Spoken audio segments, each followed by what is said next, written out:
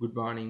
Welcome to CADE online classes. നമ്മൾ ഇന്നിവിടെ 10ാം class Malayalam 10ാം ക്ലാസ്സിൻ്റെ ഇംഗ്ലീഷിലുള്ള 27ാമത്തെ പാഠം അവസാനത്തെ പാഠമാണ് ഇത് 27ാമത്തെ പാഠമാണ് ഡിസ്കസ് ചെയ്യുന്നത്. Okay. The parrot who cannot who wouldn't talk, സംസാരിക്കാത്ത തത്തനെ കുറിച്ചുള്ളൊരു പാഠം. First question, you are no beauty, can't talk, can't sing, can't dance. അപ്പോൾ യാതൊരു സൗന്ദര്യവും ഇല്ല, ഡാൻസ് ചെയ്യാനും സംസാരിക്കാനും പാട്ട് പാടാനൊന്നും അറിയില്ല. അപ്പോൾ ഇത് ആരോടാണ് പറയുന്നതെന്നാണ് ചോദ്യം. അപ്പോൾ ആരാണ് പറയുന്നത്? ഓണ്ട് റൂബി. റൂബി എന്നുള്ള ഓണ്ടാണ് ഇത് പറയുന്നത്. Is telling saying these words to her pet parrot, അല്ലെങ്കിൽ പാരക്കീറ്റ് എന്നുള്ള തത്തൻ്റെ അടുത്താണ് അവർ പറയുന്നത്, പെറ്റിൻ്റെ അടുത്ത്. Okay. Which word is repeated here and why? ഏത് വാക്കാണ് ഈ ഒരു ഭാഗത്ത് റിപ്പീറ്റ് ആയിട്ട് പറയുന്നത്, എന്തുകൊണ്ടാണ് അങ്ങനെ റിപ്പീറ്റ് ചെയ്യുന്നതെന്നാണ് ചോദ്യം. കാണ്ട് എന്നുള്ള അർത്ഥം, കാണ്ട് എന്നുള്ള വേർഡാണ് ഇത് റിപ്പീറ്റ് ചെയ്യുന്നത്. കാണ്ട് is repeated. It is being repeated to emphasise what is being said. എന്താണ് പറയുന്നത് എന്നറിയാൻ വേണ്ടിയിട്ടാണ് ഇത് റിപ്പീറ്റ് ചെയ്യുന്നത്. Where was the parakeet's cage kept? എവിടെയാണ് ഈ പാരക്കീറ്റിൻ്റെ കൂട് വെച്ചിരിക്കുന്നത് എവിടെയാണ്? Parakeet's cage was kept at one end of the long veranda of granny's bungalow in north India. അപ്പോൾ മുത്തശ്ശിയുടെ ബംഗ്ലാവിൽ ഒരു മൂലയ്ക്ക് എന്ന് വേണമെങ്കിൽ പറയാം, വരാന്തൻ്റെ നീളത്തിലുള്ള വരാന്തൻ്റെ ഒരു മൂലയ്ക്കാണ് ഈ കൂട് വെച്ചിട്ടുള്ളത്. Where did aunt Ruby get the parakeet from? എവിടെ നിന്നാണ് ഈ പാരക്കീറ്റിനെ അവർക്ക് കിട്ടിയത് എന്നാണ് ചോദ്യം. Aunt Ruby had bought the parakeet from a bird catcher selling various type of birds. അപ്പോൾ ഒരു പക്ഷിപിടുത്തക്കാരൻ്റെ കയ്യിൽ നിന്നാണ് അവർക്ക് ഈ പാരക്കീറ്റിനെ കിട്ടിയത്. Why do you think neither granny nor grandfather were keen on keeping caged birds as pet? Tick the correct option.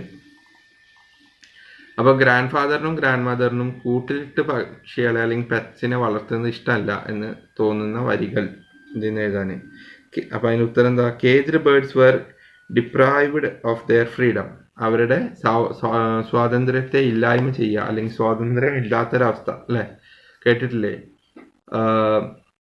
ബന്ധുര കാഞ്ചന കൂട്ടിലാണെങ്കിലും ബന്ധനം തന്നെ പാരിൽ എന്ന് പറഞ്ഞാൽ ബന്ധനം അല്ലെങ്കിൽ എന്താണ്, അടച്ചിടൽ എന്താണ് ഏറ്റവും വലിയൊരു ശിക്ഷ ആയിട്ട് വേണമെങ്കിൽ ശിക്ഷയാണ് അടച്ചിടുക എന്നുള്ളത്.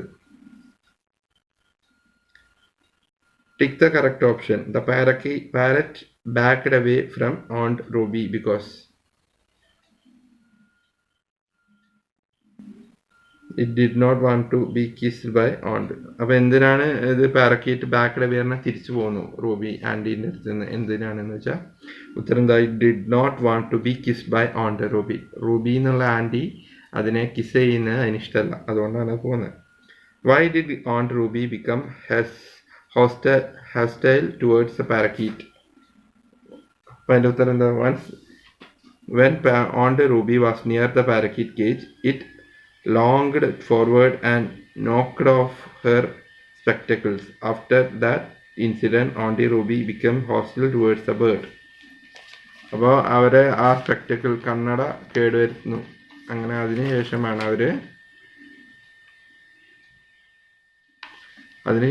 അവർക്ക് ഇതിനോട് ഒരു വിരോധം അല്ലെങ്കിൽ ദേഷ്യം തോന്നിയത്. അങ്ങനെയാണ്. അത് കൂടിൻ്റെ അടുത്ത് ഓണ്ട് റൂബി എത്തിയ സമയത്ത് അത് വന്നിട്ട് അതെന്ത് ചെയ്തു? സ്പെക്ടക്കിൾസ് കേടുവരുത്തി, കണ്ണട കേടുവരുത്തി.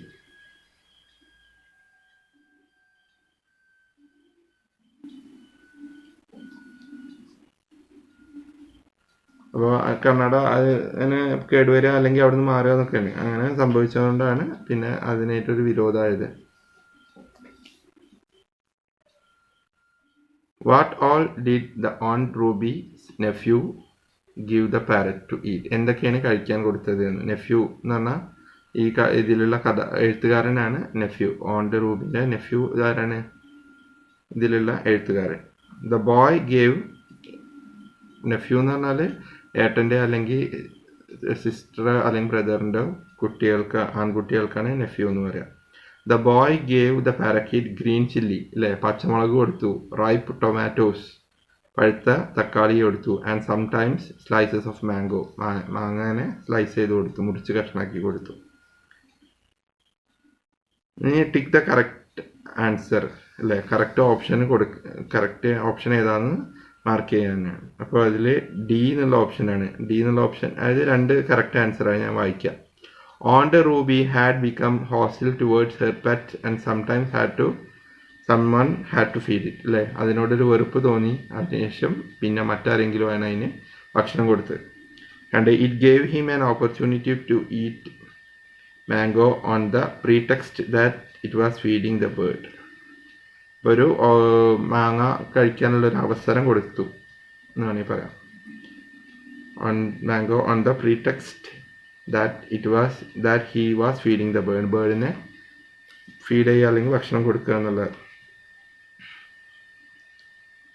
How did the parrot escape from the cage? എങ്ങനെയാണ് ആ കൂട്ടിൽ നിന്നും പാരറ്റ് രക്ഷപ്പെട്ടത്? One afternoon, when everyone was resting, Aunt Ruby's nephew purposefully left the cage door open. Soon the parakeet flew away. ഒരു ഉച്ചയ്ക്ക് ശേഷം എല്ലാവരും ഉറങ്ങുന്ന സമയത്ത് എന്ത് ചെയ്തു? റൂബിൻ്റെ നെഫ്യൂ, ആ ബോയ് എന്ത് ചെയ്തു? പാരറ്റിൻ്റെ കൂടിൻ്റെ ഡോറ് തുറന്നു വെച്ചു വേണമെന്ന് വിചാരിച്ചിട്ട്. അങ്ങനെ പറഞ്ഞുപോയി. Aunt Ruby didn't want the gold fish because എന്താണ് അവർക്ക് ഗോൾഡ് ഫിഷിന് വേണ്ട? എന്താ കാരണം എന്നാണ്? ഇറ്റ് couldn't talk, സംസാരിക്കില്ല അല്ലേ gold fish. Why did Aunt Ruby run inside when she heard the parrot talking? അപ്പോൾ പാരറ്റ് സംസാരിക്കുന്ന സൗണ്ട് കേട്ടപ്പോൾ എന്തിനാണ് Aunt Ruby ഉള്ളിലേക്ക് ഓടിയത്? As soon as the parrot saw Aunt Ruby, it screeched, "You are no beauty, can't talk, can't sing, can't dance." Aunt Ruby was embarrassed and turned red when she heard these words. Therefore, she ran inside. അപ്പോൾ parrot സംസാരിച്ചപ്പോൾ parrot ഇതൊക്കെ പറയുന്നത് കേട്ടപ്പോഴാണ്, already പറഞ്ഞ കാര്യങ്ങൾ ഞാൻ പറയുന്നില്ല, കാൺ talk, കാൺ സിംഗ് എന്നൊക്കെ പറയുന്നില്ല, ഇതൊക്കെ പറഞ്ഞു കേട്ടപ്പോഴാണ് അവർ ഉള്ളിലേക്ക് ഓടിയത്. Name all the birds that are mention in the story. കഥയിൽ പറയുന്ന ബേർഡ്സിൻ്റെ പേരൊക്കെ പറയാൻ ഏതൊക്കെയാണെന്നുള്ളത്. The birds mention in the story ഏതൊക്കെയാണ്? Parrot, parakeet, love bird, budgerigar, munia, sparrow, nightingale എന്നൊക്കെ പറഞ്ഞ പക്ഷികളാണ് ഇതിൽ മെൻഷൻ ചെയ്തിട്ടുള്ളത്. In the story, sometimes the author calls the bird parakeet and sometimes parrot. Is that a mistake? ഈ കഥയിൽ ചിലപ്പോൾ parrot എന്ന് പറയുന്നുണ്ട്, ചില ഭാഗത്ത് പാരക്കീറ്റ് എന്ന് പറയുന്നുണ്ട്. അപ്പോൾ എന്താണ് അത്? എന്തൊരു മിസ്റ്റേക്ക് ആണോ എന്ന്? No, it's not a mistake അല്ലേ, അതൊരു തെറ്റല്ല. The bird that Aunt Ruby had bought was a parakeet, but parakeet is a type of parrot. Parakeet എന്ന് പറഞ്ഞ സാധനമാണ് വാങ്ങിയത്. അതെന്താണ്? തത്ത വർഗത്തിൽപ്പെട്ട ഒരു പക്ഷിയാണ്. So it can be called either parrot or parakeet. അതുകൊണ്ട് തന്നെ അതിനെ പാരറ്റ് എന്നും വിളിക്കാം, അതേപോലെ തന്നെ പാരക്കീറ്റ് എന്നും വിളിക്കാം, രണ്ടും ഒന്ന് തന്നെ. Do you think Aunt Ruby's method of teaching the parrot to talk was correct? If you were Aunt Ruby, how would you have taught the parrot? അപ്പോൾ ഈ Aunt Ruby എന്നുള്ള റൂബി ആൻറ്റിൻ്റെ പാരറ്റിനെ സംസാരിപ്പിക്കാൻ പഠിക്കുന്ന രീതി ശരിയാണോ? നിങ്ങളാണ് ആ സ്ഥാനത്തെങ്കിൽ എങ്ങനെയായിരിക്കും പഠിപ്പിക്കുക എന്നാണ് ചോദ്യം. I don't think Ruby's method was correct അല്ലേ, അത് അവരെ പഠിപ്പിക്കുന്ന രീതി ശരിയാണെന്ന് തോന്നുന്നില്ല. If I were Ruby and Aunt Ruby, I would develop. അപ്പോൾ ഞാൻ റൂബി ആൻറ്റി ആണെങ്കിൽ I would develop a bond അല്ലേ, ഞാൻ നല്ലൊരു ബന്ധം ഈ പാരറ്റിനായിട്ടും അല്ലെങ്കിൽ പാരക്കീറ്റിനായിട്ടും ഉണ്ടാക്കും, ഒരു ഫ്രണ്ട്ഷിപ്പ് ഉണ്ടാക്കും. അതിനുശേഷമുള്ളൂ ഞാൻ പഠിപ്പിക്കാൻ ശ്രമിക്കുകയായിരുന്നത്. Okay. I would always speak to it gently and make sure it was comfortable in its surrounding. ഞാൻ അതിനായിട്ട് വളരെ സോഫ്റ്റായിട്ട് സംസാരിക്കും. അതുപോലെ അത് അതിൻ്റെ ആ ഒരു ചുറ്റുപാടുമായിട്ട് ഇണങ്ങിയിട്ടുണ്ടോ അല്ലെങ്കിൽ ഒന്നും കൂടി ഞാൻ ശ്രദ്ധിക്കുമായിരുന്നു. I would choose simple and short words to start with അല്ലേ, തുടക്കത്തിൽ ചെറിയ ചെറിയ വാക്കുകളൊക്കെയാണ് പഠിപ്പിക്കുക. I would repeat them clearly and with enthusiasm. അതുപോലെ ആ വാക്കുകളൊക്കെ റിപ്പീറ്റ് ചെയ്ത് പഠിപ്പിക്കാൻ ശ്രമിക്കും. I would be very patient and never get angry with my pet അല്ലേ, വളരെ പേഷ്യൻറ്റ്, വളരെ എന്താ പറയുക, ക്ഷമയോടുകൂടി അതുപോലെ ഒരിക്കലും ദേഷ്യപ്പെടാതെ ആയിരിക്കും പഠിപ്പിക്കുക. I would not scold it if it didn't learn well, നന്നായി പഠിച്ചില്ലെങ്കിൽ ചീത്ത പറയില്ല. I would praise it give it a gentle pat or something special to eat if it learn well. നന്നായി സംസാരിച്ചാൽ, നന്നായി പഠിച്ചാൽ അതിന് ഒരു അപ്രീസിയേഷൻ അല്ലെങ്കിൽ അതിനെ ഒന്ന് അഭിനന്ദിക്കും, അതിനെന്തെങ്കിലും കഴിക്കാൻ കൊടുക്കും, അല്ലെങ്കിൽ ജെന്റിലായിട്ട് ഇങ്ങനെ മൃദുലമായി തൊടുകയൊക്കെ തട്ടി തലോടി ഒക്കെ ചെയ്യും.